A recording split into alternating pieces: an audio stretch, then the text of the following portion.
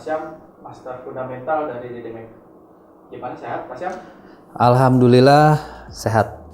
Mantap. Oke, di sini sih kita akan bertanya-tanya ya tentang seputar forex, dunia forex itu sebenarnya. Oke, di sini ada teman kita yang dari YouTube yang nanya ini. Sebenarnya pair apa aja sih yang paling aman untuk pemula nih? Kita gimana? Pair aman. Sebenarnya semua itu ada resikonya dan ada peluang yang kita kejar juga sih sebenarnya. Cuman di sini mungkin pair yang resikonya cukup rendah ya, dan memang kalau kita lihat ada beberapa pair yang resikonya bisa dikatakan cukup tinggi karena beberapa faktor. Nah, kalau saran saya buat teman-teman yang masih pemula ya, cari pair-pair yang saya katakan itu nggak susah ya untuk dibaca atau nggak terlalu susah untuk dibaca, untuk dianalisa. Yang pertama, perhatikan pilih pair yang major pair atau mata uang yang berpasangan dengan US dollar. Itu yang pertama. Dan yang kedua, pilih pair-pair yang memang ranknya atau jangkauannya itu baik hariannya atau misalkan mingguannya itu tidak terlalu besar. Pertama, kalau misalkan teman-teman yang menggunakan stop loss itu biasanya pemasangan stop loss nggak akan terlalu jauh.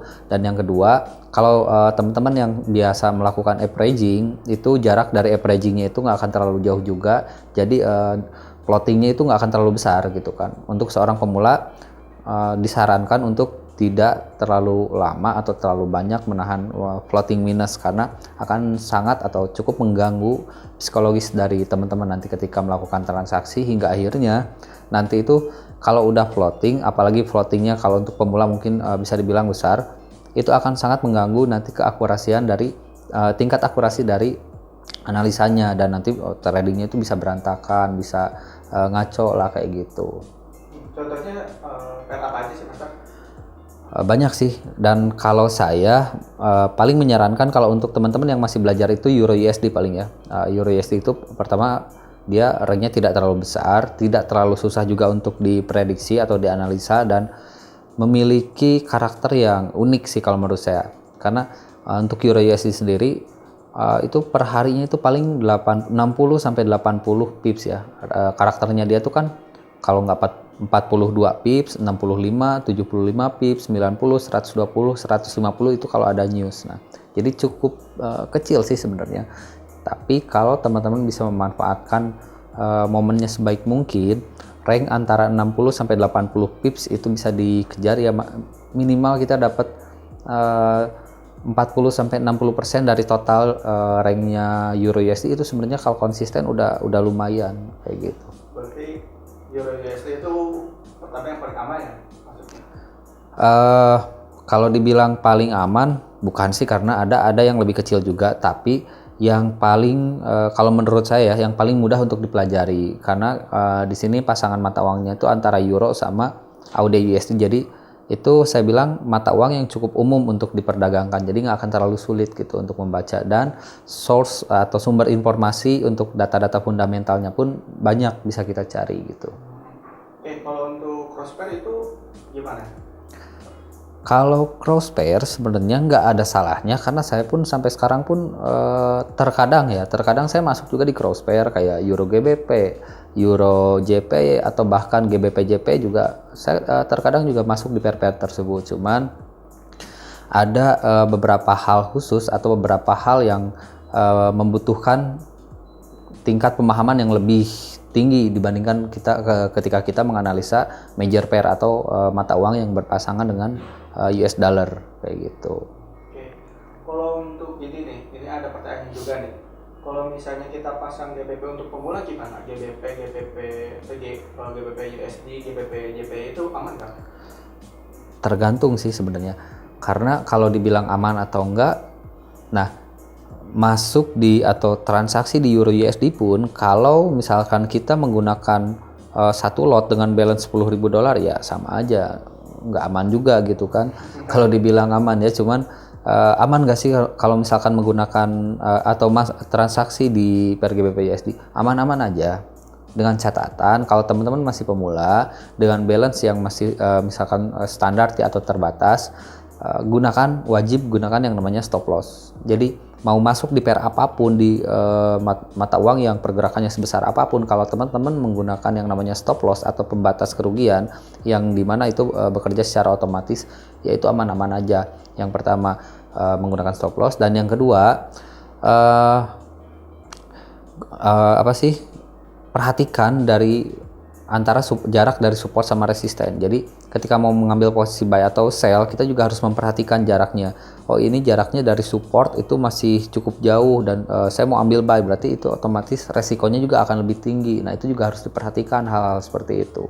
Jadi selain dari lot juga analisa dari basicnya itu juga harus dipahami dulu gitu kan.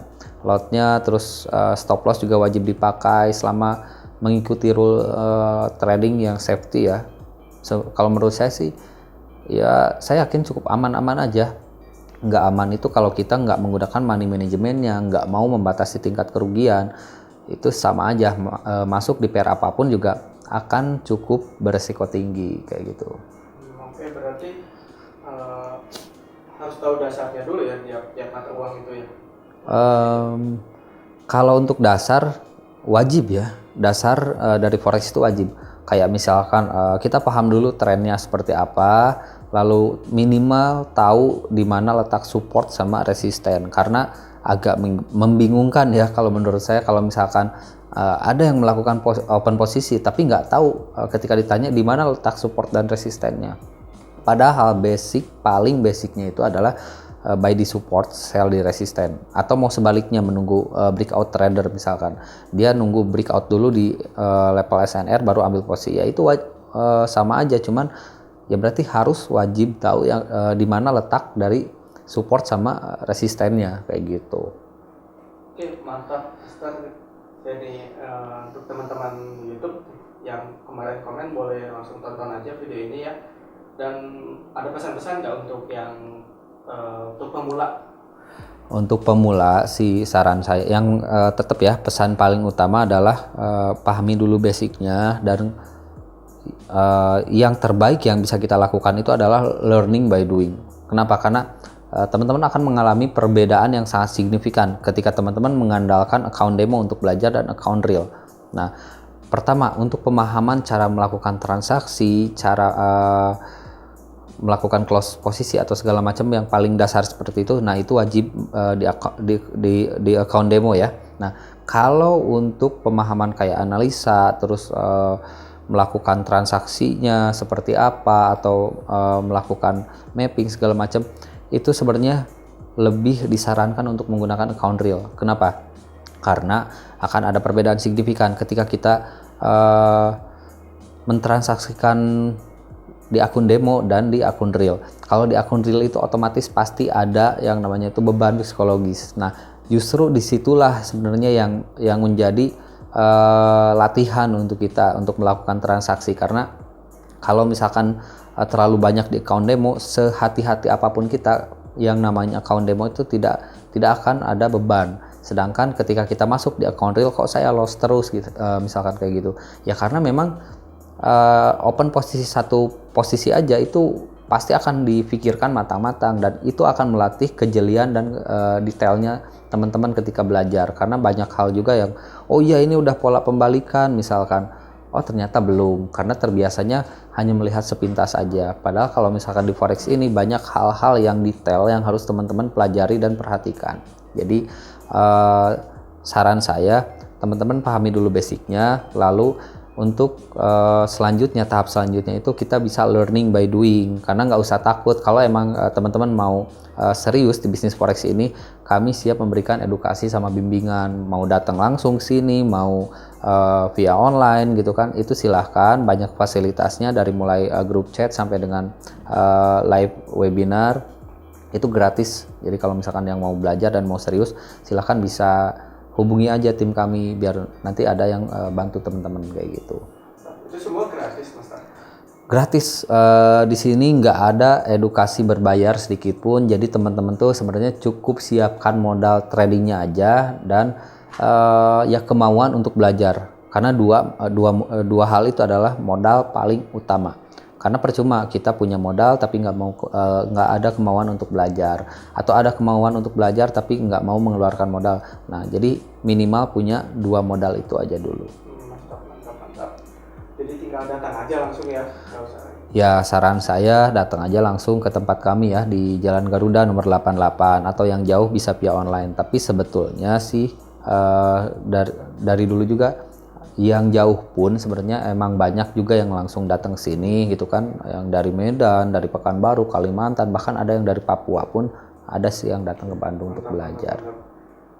Berarti tinggal niatnya itu untuk belajar ke sini ya? Betul, jadi ya silahkan aja dikembalikan lagi ke teman-teman. Kalau mau serius ya cukup datang aja, mau belajar siapkan modal, udah cukup seperti itu aja. Nanti kita akan belajar bersama di sini kayak gitu. Oke, mantap. Terima kasih Master atas pesan dan kesannya juga.